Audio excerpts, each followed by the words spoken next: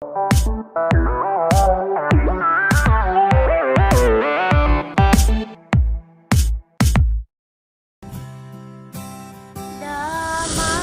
di hati mengikut Yesus, kasih sukacita di dalammu, bukan selalu memuji menyembah, Engkau Yesus selalu di hatiku.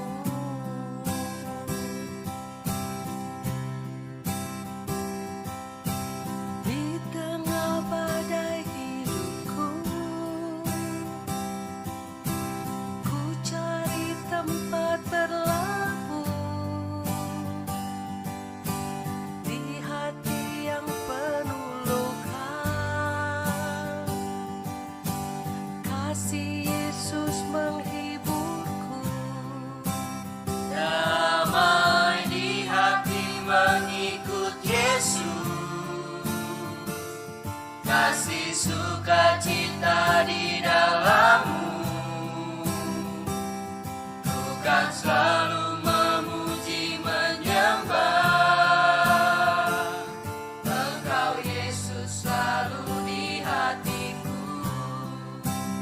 Damai di hati mengikut Yesus, kasih sukacita di dalammu, bukan selalu memuji menyembah, Engkau Yesus selalu di hatiku.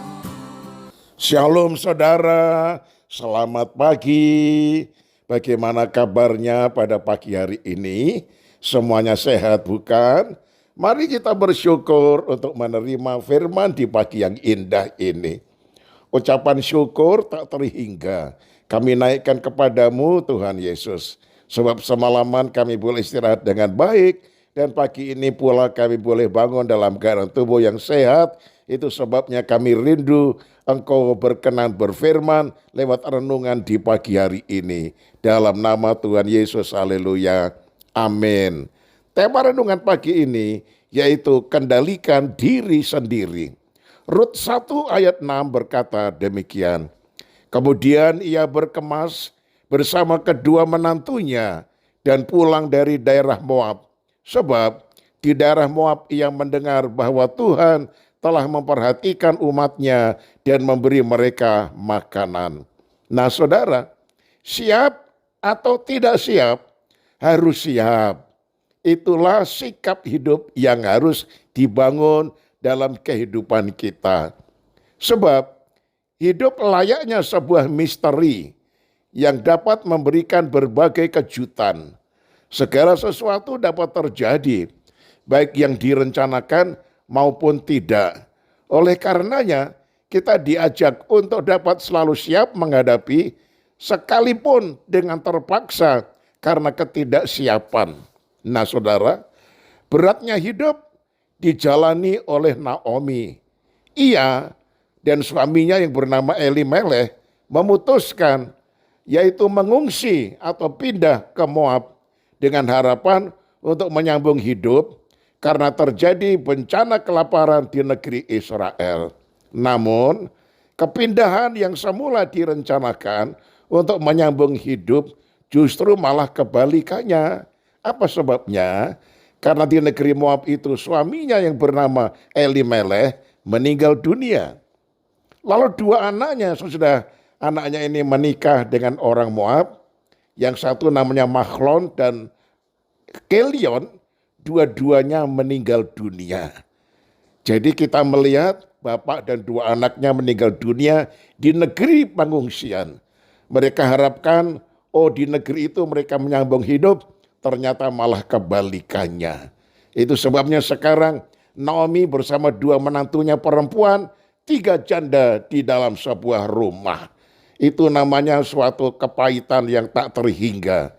Berkali-kali Naomi diperhadapkan dengan kepahitan dan penuh dengan ketidaksiapan. Diawali dari kematian Elimelech, kemudian dilanjutkan dengan kematian kedua anak laki-lakinya. Namun saudara, bukannya memilih larut dalam keputusasaan, Naomi memilih membangun kesiapan diri. Ia memutuskan pulang ke Israel dan mempersilahkan kedua menantunya pulang ke rumah masing-masing. Ia tahu bahwa apapun dapat terjadi dalam hidup, maka satu-satunya yang harus ia kendalikan adalah dirinya sendiri. Untuk itu, ia memilih untuk mengendalikan dirinya, mempersiapkan dan menata diri untuk mengambil keputusan hidup, sembari meyakini bahwa Allah tidak tinggal diam atasnya. Nah saudaraku, berbagai hal dapat terjadi pula di dalam kehidupan kita, di mana banyak hal tidak dapat kita kendalikan. Maka marilah kita belajar untuk dapat mengendalikan diri, selalu membangun kesiapan menghadapi apapun, sembari tetap meyakini bahwa Allah menyertai kita.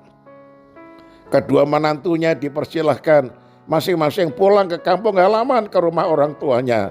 Dan Orpa menurut, dia pulang meninggalkan Naomi untuk kembali ke rumah ayahnya. Tetapi Rut bersikeras, dia tidak mau meninggalkan Naomi. Kemanapun Naomi pergi, dia akan bersama-sama Naomi, bahkan sampai mati bersama-sama. Nah saudaraku, akhirnya Naomi dan Rut menantunya pulang ke Bethlehem. Sampai di Bethlehem, orang-orang menyambut dia, bukankah ibu dulu yang meninggalkan kami ketika terjadi bencana kelaparan? Dan ibu adalah ibu Naomi. Naomi mengatakan, jangan panggil aku Naomi, tapi panggil aku Mara, karena aku dalam hidup kepahitan demi kepahitan belaka. Nah saudaraku yang kekasih, kadangkala kita mengharapkan hari depan yang penuh harapan, sambil kita memutuskan diri sendiri untuk pergi tanpa kita bertanya dulu kepada Tuhan apa yang terjadi. Ternyata ketika kita mengambil keputusan tanpa bertanya dulu kepada Tuhan, bukannya kemanisan yang kita alami, tetapi malah kepahitan. Itu sebabnya jangan berani mengambil keputusan lalu pergi menuju keputusan itu tanpa saudara bertanya dulu kepada Tuhan. Kalau kita bertanya dulu kepada Tuhan dan kehendak Tuhan dinyatakan, maka Tuhan pun akan memberikan kepada kita jalan kelepasan, sehingga harapan masa depan yang betul-betul kita rindukan betul-betul ada dan kita alami. Nah saudaraku yang dikasihi oleh Tuhan, di Bethlehem ternyata sedang terjadi musim menuai gandum. Dan kita tahu lengkap ceritanya. Justru orang yang paling kaya yaitu Boaz di negeri itu mempersunting Rut menjadi istrinya, sehingga Naomi dan Rut diangkat menjadi orang yang betul-betul berbahagia bersama dengan Boaz suaminya. Nah saudaraku yang kekasih, ternyata Tuhan tidak meninggalkan mereka karena mereka menuju kembali ke Bethlehem. Bethlehem artinya rumah roti. Itu sebabnya biarlah kita tinggal tetap di rumah roti, yaitu di Bethlehem. Ibaratnya kita ada dalam persekutuan dengan Tuhan, maka segala sesuatu yang kita butuhkan pasti Tuhan akan jaminkan. Saya tutup dengan kalimat ini. Satu-satunya yang selalu dapat kita kendalikan adalah diri kita sendiri. Jangan kehilangan diri kita sendiri, sebab Allah menyertai kita. Amin. Kita satu dalam doa. Terima kasih Tuhan untuk firman-Mu di pagi hari ini. Ajar kami mengendalikan diri kami sendiri untuk bersama-sama dengan Tuhan, bukan menurut kehendak kami sendiri. Itu sebabnya lewat pelajaran Naomi ini kami sadar bahwa tanpa Tuhan akhirnya kami mengalami kepahitan demi kepahitan. Tetapi bersama dengan Tuhan pada akhirnya Naomi mendapatkan kemanisan. Dia mendapat menantu seorang yang kaya raya yang bernama Boaz. Dan Rut juga mendapatkan kemanisan karena dia kembali ke Bethlehem yang artinya rumah roti. Terima kasih untuk firman-Mu di pagi ini. Kami serahkan hidup kami dalam tangan-Mu. Tuhan jaga lindungi dan berkati kami. Di dalam nama Tuhan Yesus kami alaskan doa ini. Haleluya.